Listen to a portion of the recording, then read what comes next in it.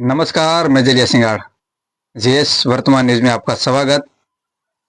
और जिस प्रकार से जो मजदूर भागिया ज्ञापन निवेदन सरकार से कर रहे हैं, जिस प्रकार से तहसील में मामलतदार को दे रहे हैं और जिले में भी दे रहे हैं, कई प्रकार के आवेदन निवेदन दे चुके हैं, लेकिन लगभग अभी समय हो चुका है 2 माह तक ये लोग इनके हक के लिए संघर्ष करें। तो सरकार को सोचना चाहिए कि जो फसल बर्बाद हुई है इसमें भाग्य भी भागीदारी है, तो भाग्य को देना चाहिए उनका हक। जिस प्रकार से जिस टके से रखा है 30% 33%, शायद 25%, जिस प्रकार से टके की जो बात होती है तो टके वाइज भाग्य मजदूर को भी मिले, और भाग्य मजदूर यही मांग रहे हैं। तो सरकार के कोई भी आज तक कोई बड़े नेता की प्रतिक्रिया नहीं आई है, और सरकार तरफ से कोई प्रतिक्रिया अभी तक नहीं आई है। तो सवाल तो बनता है कि मजदूर जो भाग्य जगह जगह ज्ञापन दे रहे हैं, तो आप इस पर विचार विमर्श करना चाहिए, और इसमें सरकार को कोई समिति गठित करना चाहिए। और ये मांग जायज़ है या अजायज़ है, ये लोग इस प्रकार से अनेक प्रकार से भीड़ होती है और हजारों लोग जाके ज्ञापन देते हैं, मतलब इनकी दुख और पीड़ा और वेदना तो होगी। छोटे छोटे बच्चे लेकर गुजरात में मेहनत मजदूरी करते हैं, यानी कि ये मजदूर जो है, मजदूरों से कारखाना से लेकर और खेती अनेकों प्रकार में मजदूर का हाथ है देश की प्रगति में। तो सरकार को इस बात को समझना चाहिए और इनका हक देना चाहिए।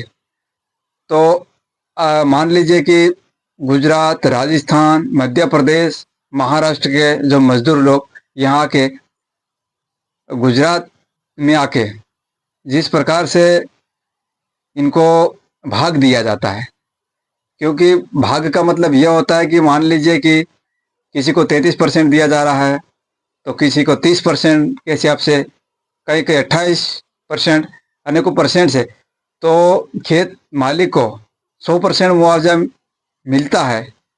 तो इसमें से 33 या 30% या 25% जिस प्रकार से रखा हुआ है, उन्हीं मजदूरों को उसी प्रकार से उनको भी मिले और मिलना चाहिए।